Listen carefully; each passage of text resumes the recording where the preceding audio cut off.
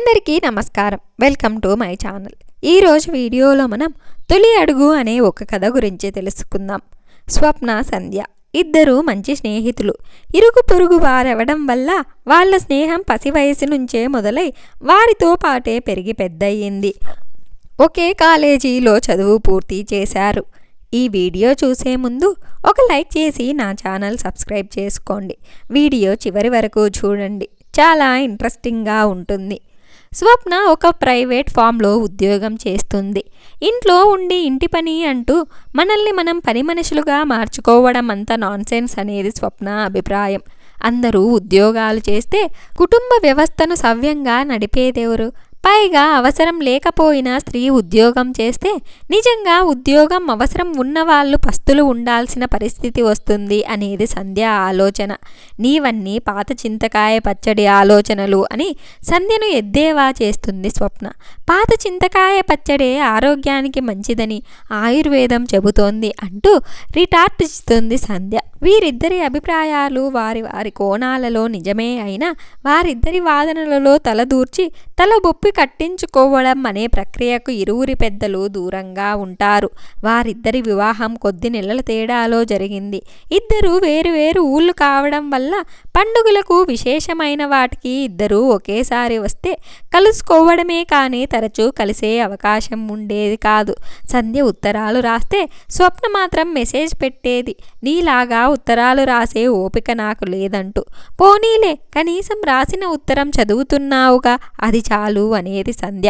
ఇంత పాజిటివ్నెస్ ఏమిటి బాబు అంటే స్వప్న ప్రశ్నిస్తే, మనసుని బాధ పెట్టే నెగిటివ్నెస్ కంటే మనసుని సంతోషపెట్టే పాజిటివ్నెస్ మంచిదేగా అనడం సంధ్య అలవాటు.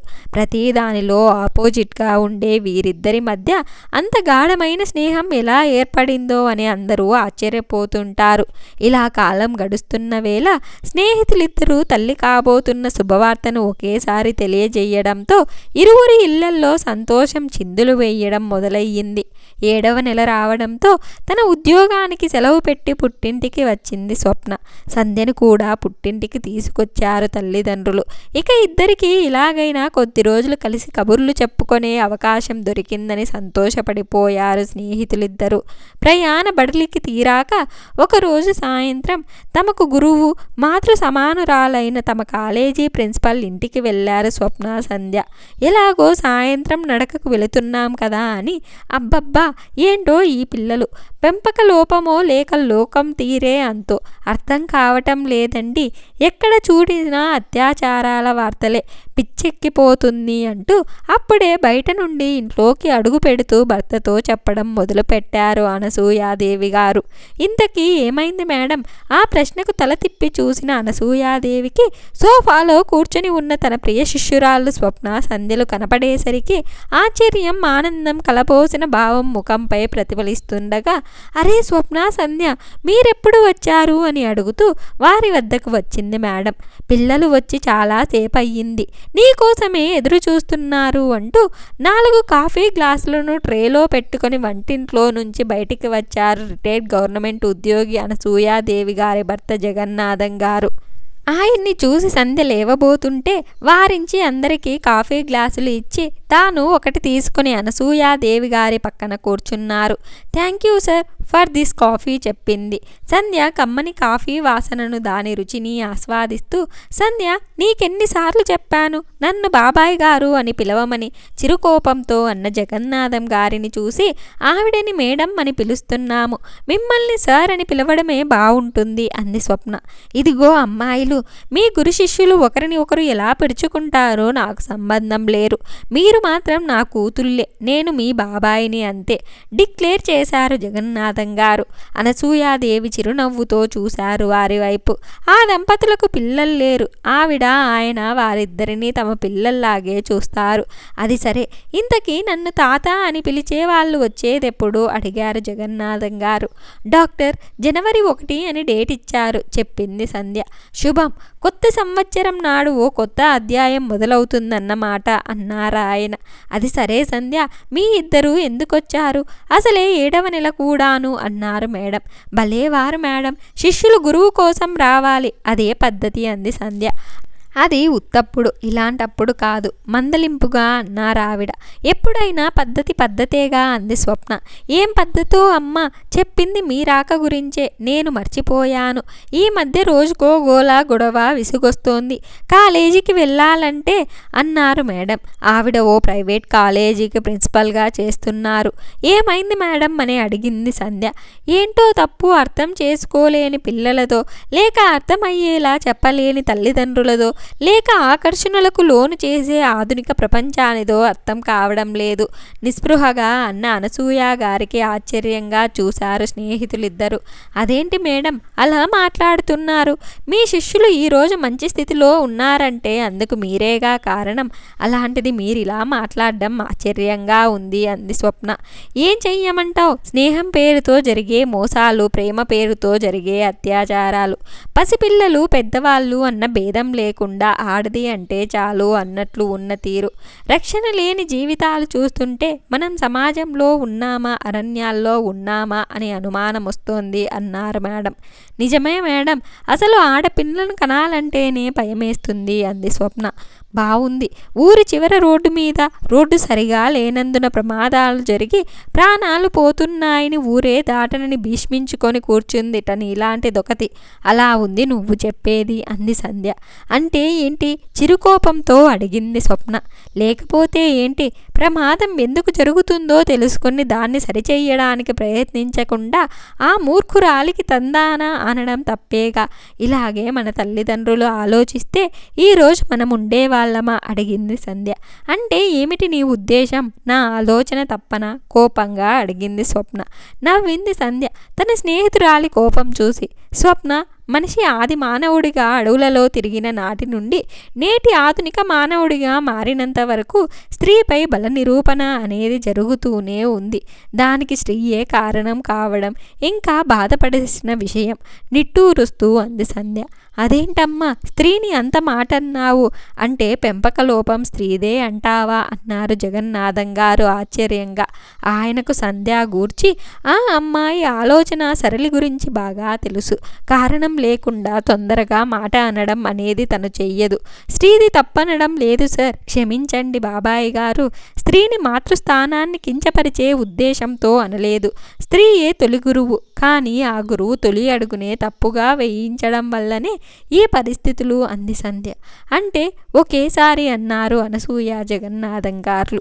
ఆడ మగ మధ్య ఉన్న భేదాన్ని తొలిగా చెప్పేది స్త్రీయేగా, కాదంటారా అంది సంధ్య. అంటే నువ్వు పెద్దల పెంపకాన్ని, పురాణాలను తప్పుపడుతున్నావా అడిగింది స్వప్న.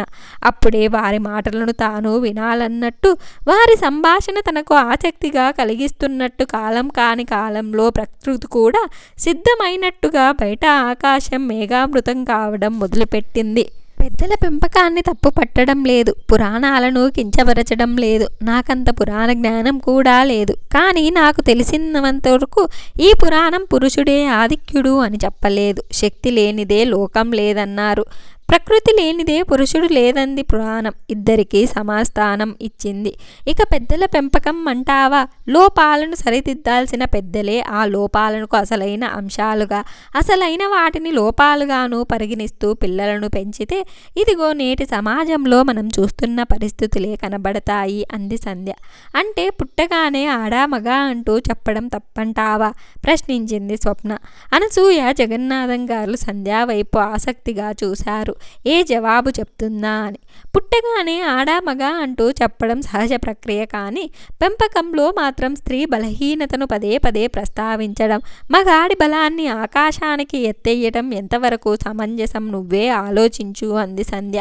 నువ్వు ఆడదానివి, నువ్వు మగాడివి అని చెప్పకూడదంటావా అడిగారు అనసూయ గారు. నువ్వు ఆడదానివి, నువ్వు మగాడివి అనం మనం ప్రత్యేకంగా చెప్పాల్సిన అవసరం లేదు. అది ప్రకృతే వారికి తెలియచేస్తుంది.